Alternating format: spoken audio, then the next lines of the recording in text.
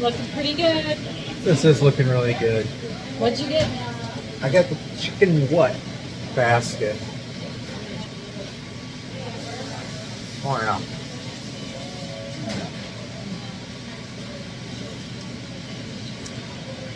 So what's interesting about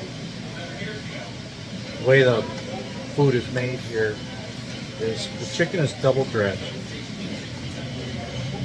So the fries and chicken are fried in a basically a beef render or a fat as opposed to seed oil. And it's actually supposed to be healthier for your body.